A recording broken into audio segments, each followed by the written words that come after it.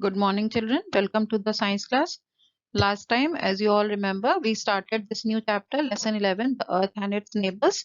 And we have read about different planets, satellites, and Earth inside of the Earth. So now, today, we are going to learn about some more things about the Earth. Now, movements of the Earth. You all know there are two types of movements of the Earth, revolution and rotation. So first you can see here, this is the rotation. This is you can see a stick here, but actually this is a imaginary line which is not seen, but scientists have imagined that there must be some axis inside the earth because earth is rotating like this, like a top. So this is the spinning motion of the earth, just like a top or lattu, and this is called rotation. Okay, so let's see movements of the earth. The earth is almost round in shape. It spins continuously on an imaginary axis that passes through its center. The spinning of the earth is called rotation. So the spinning of the earth on its imaginary axis is called rotation. It can be compared to the movement of a top. Top means lattu. The axis of rotation of the earth is a bit tilted. Tilted means झुका हुआ है, angle पे झुका हुआ है. So this is tilted. Earth takes 24 hours to complete one spin, and this spin forms one day.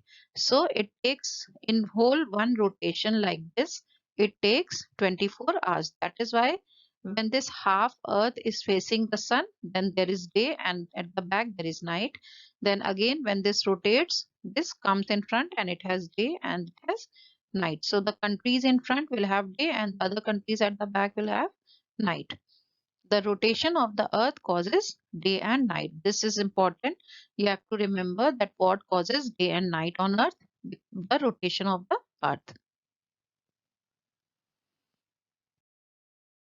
Now we are going to read about the another movement of earth called revolution. There is another type of movement of earth. This is around the sun on its orbit. This movement of earth is called revolution. One revolution is completed in 365 1 by 4 days. This period is called one solar year. The revolution of earth causes seasons. So you have to remember that day and night are caused by rotation, and seasons are caused by revolution. You can see the movement of earth around the sun in its orbit. Now this is revolution around the sun. This is one solar year. It completes when it completes one revolution. The axis of earth seems to enter at 2 points which are called the two poles. Now when the axis enters the earth, it enters at 2 points, north pole and south pole. You can see the axis here. So this is north pole on top and this is south pole. And this center line, imaginary line, this is also imaginary. For studying purpose, we have divided the earth into two hemispheres, and this is the center line. It is called equator. There is another imaginary line that runs around the earth in the center. This is the line. It divides the earth into two equal halves. This line is called equator. These halves are called the northern hemisphere and the southern hemisphere. So we have two hemispheres on earth, northern and southern hemispheres.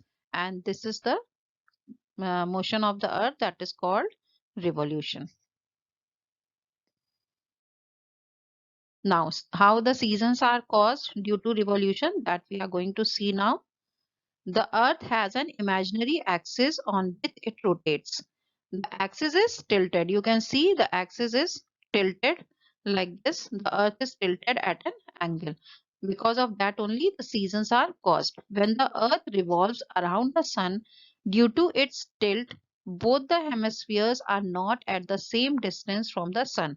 Now you know this is northern hemisphere and this is southern hemisphere.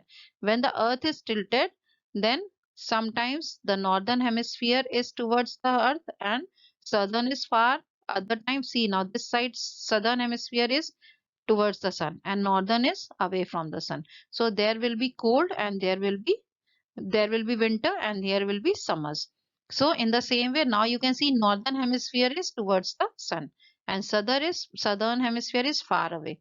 So whichever hemisphere will be towards the sun will have summer season, and the other side will have winter season.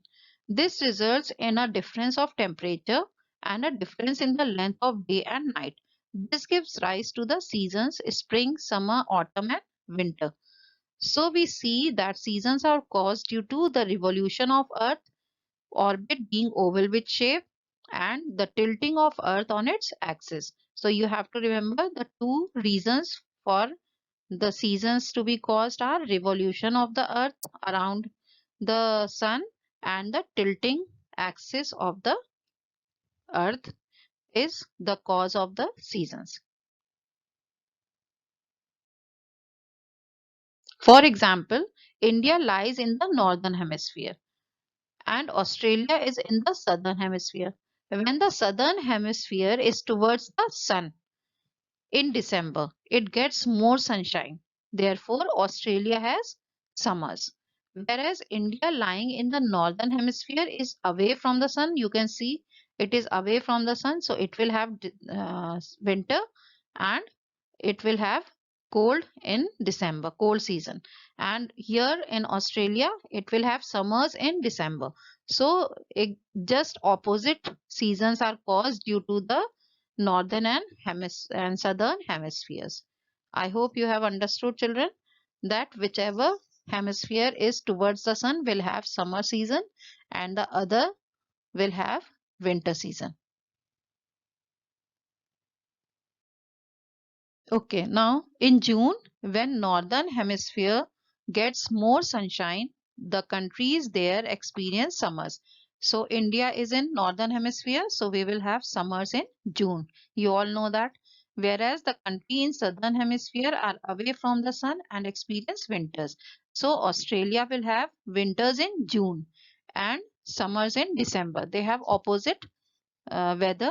So if you go to Australia in June, then you will find winters there. However, places lying on the equator experience nearly the same temperature round the year with 12 hours days and 12 hours night. So this is amazing, isn't it? That equator, near the equator, whichever countries are there, they have just the same temperature throughout the year. They don't experience much of winters or summers. They have moderate climate and they have exactly 12 hours days and 12 hours nights. Then fun to learn.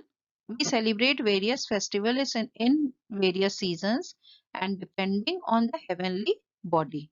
The days of the week are also named after some planets. Example, Shanivar after Shani or Saturn. So the days of the week also are named after some planets, and also the festivals are celebrated in various seasons depending on the heavenly bodies or the movement of the planetary objects. So children, once again, we will revise. There are two types of movements of Earth and both are very, very important. Rotation, it rotates on its axis, and this is revolution. It revolves around the sun. And you know, day and night are caused by rotation and seasons are caused by revolution and tilted axis of the Earth. I hope you have understood. Please read the chapter so that it is clear to you. Okay, children, we have all finished this chapter. Now, next time we are going to do the exercises. Thank you. Have a nice day till then.